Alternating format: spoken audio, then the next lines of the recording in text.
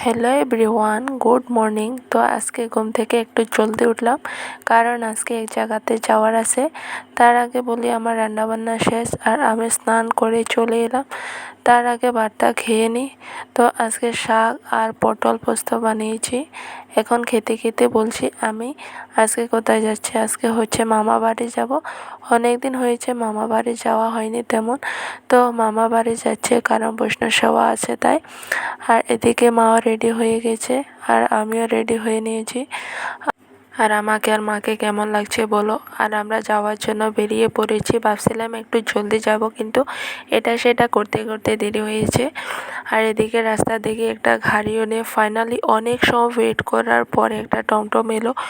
আর মা বলছে টমটমওয়ালাকে বলতে মাসির বাড়ির সামনে দাঁড়াতে, কারণ মাসি আমাদের সাথে যাবে। ফাইনালি মাসির বাড়ির সামনে চলে এলাম।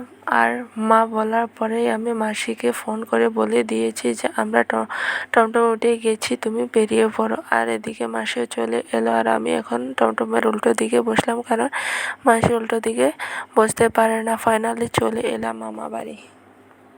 আজকের মতন বাই বাই। ভিডিওটি যদি ভালো লাগে অবশ্যই কমেন্ট করো।